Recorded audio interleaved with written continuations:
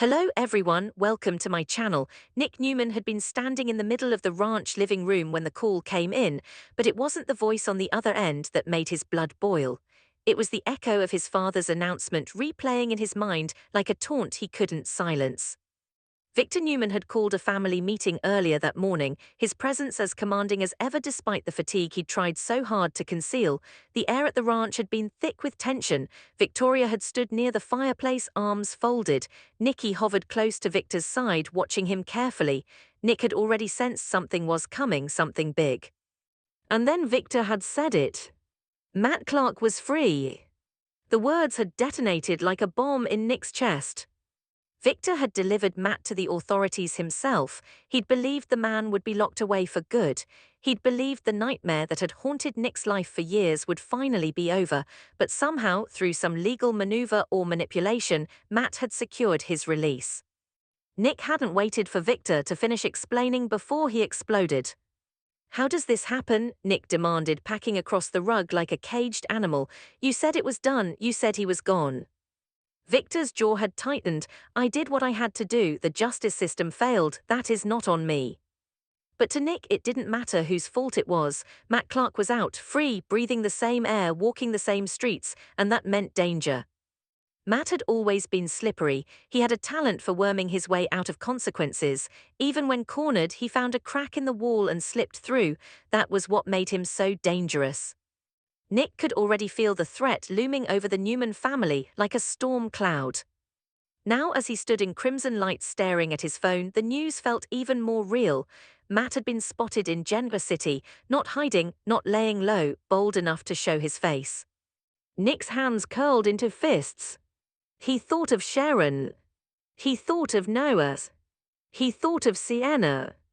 Matt had hurt them before, manipulated, stalked, terrorized. Nick had sworn it would never happen again. He left the coffee shop without finishing his drink and headed straight to Sharon's place.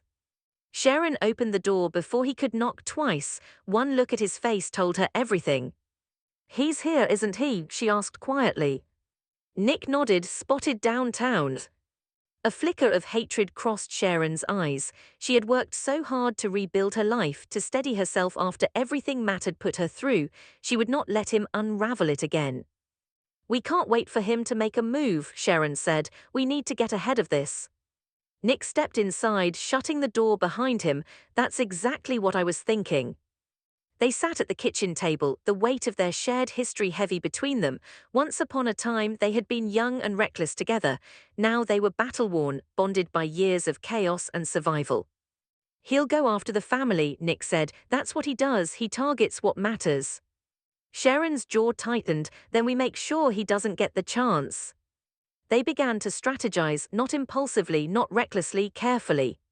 Sharon knew Matt's psychology better than most. She understood his need to feel powerful, to believe he was outsmarting everyone.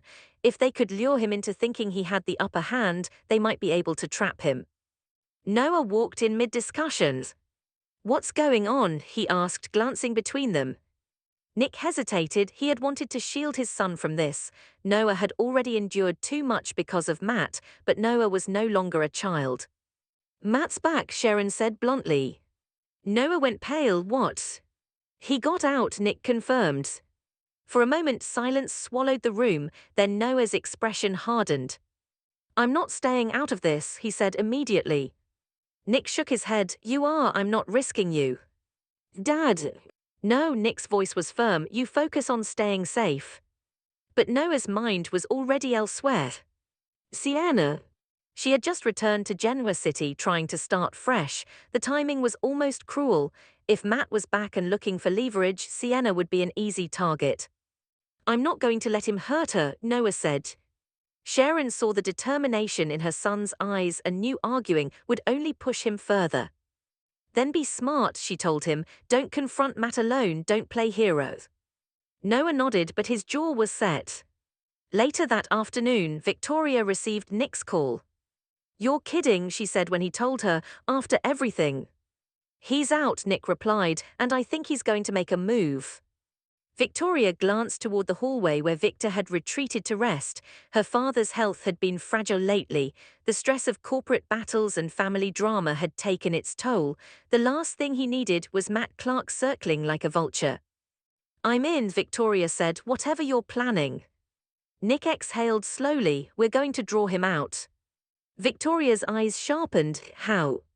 "Make him think he has an opening." A dangerous silence followed. Victoria understood. Matt had lost everything. Victor had stripped him of his fortune, handed him to the authorities. If Matt wanted revenge, Victor would be at the top of the list. "You want to use Dad as bait," she said quietly. "I want to control the situation before Matt does." Victoria's protective instincts flared, but so did her pragmatism. If they did nothing, Matt would strike when they least expected it. "Then we do it carefully," she said, "no loose ends." Meanwhile, across town, Matt Clark watched the Newman building from his car, a slow smile curling on his lips. They thought he was finished. They thought a jail cell could break him. But Matt had always survived. And now he had time to observe, time to plan, time to dismantle everything Victor Newman held dear. He didn't need money anymore, he needed satisfaction. And nothing would satisfy him more than watching the Newmans turn on each other in fear. Nick, Sharon, and Victoria were stepping into a game they believed they could control. They had no idea Matt was already 3 moves ahead. The trap began with a whisper. Victoria arranged for word to spread that Victor would be making a public appearance at Newman Enterprises despite concerns about his health. It was subtle, leaked through trusted channels, just enough for someone watching to take notice. Nick coordinated security behind the scenes, extra personnel, surveillance, contingency plans. Sharon played her role flawlessly, publicly downplaying any concern about Matt's return. She even allowed herself to be seen alone in places she knew he might monitor. They were building the illusion of vulnerability. Noah, meanwhile, kept a close watch on Sienna. He insisted on driving her to work, staying close whenever possible. Sienna sensed his tension. "This is about Matt, isn't it?" she asked one evening. Noah didn't deny it. "I just don't want him near you." Sienna reached for his hand. "Then we face it together." The day of Victor's appearance arrived. Victoria stood beside her father as he addressed a small crowd of investors and media. He looked composed, unshaken, but Nick could see the strain beneath the surface. Every second felt stretched tight. Then Nick saw him. Across the street. Matt. Watching. Their eyes locked. Nick felt the familiar surge of rage, but he didn't move, not yet. Matt tilted his head slightly, almost amused, before turning and walking away. It was exactly what they had wanted. Nick signaled to security. The silent phase of the trap activated. They didn't follow him immediately. They tracked him through surveillance, keeping distance, letting him think he was untouchable. That night, Sharon received a message. "Unknown numbers. Miss me." Her heart pounded, but she didn't respond. Instead, she forwarded it to Nick. "He's taking the bait," she said. Victoria joined them at the ranch, tension electric in the room. "We need him to cross the line," she said, something undeniable. As if on cue, the next morning brought the escalation. Victor's car was vandalized outside the ranch gates, a message carved into the paint, "Not over." Nikki was shaken, Victor was furious. Nick's patience snapped. "He wants a confrontation, he'll get one." They adjusted the plans. This time they would lure Matt somewhere controlled, somewhere isolated. Sharon agreed to meet him. It was dangerous, reckless, but necessary. Nick and Victoria positioned themselves nearby, unseen. Law enforcement was discreetly alerted, ready to move in. Sharon stood in the dim parking garage where Matt had instructed her to meet. When he stepped from the shadows, he looked almost triumphant. "You look good, Sharon," he said smoothly. "Cut the act," she replied. "What do you want?" Matt's smile faded. "Justice." "For what? Losing because you underestimated the Newmans."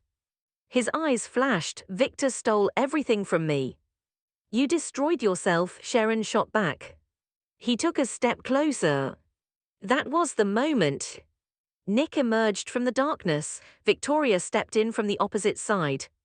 Matt's expression shifted from smugness to realization. "You think you've won?" he asked coldly. "No," Nick said, "we think we're done running." Police sirens echoed into the garage as officers flooded the entrance. For the first time, Matt looked trapped. He tried to bolt, but there was nowhere to go. As he was cuffed, he locked eyes with Nick. "This isn't over." Nick held his gaze. "It is for you." Later, back at the ranch, the tension finally began to ease. Victor sat quietly, listening as Nick recounted everything. Pride flickered in his eyes. "You handled it," Victor said. "We handled it," Nick corrected, glancing at Victoria and Sharon. Noah arrived with Sienna not long after. Relief washed over him when he learned Matt was in custody again. For now, the threat had been neutralized. But Nick knew something fundamental had shifted. He had stopped reacting. He had taken control. And in doing so, he had proven something, not just to Matt, not just to Victor, but to himself. The Newmans had faced a triple threat, united against a common enemy. And this time they had won.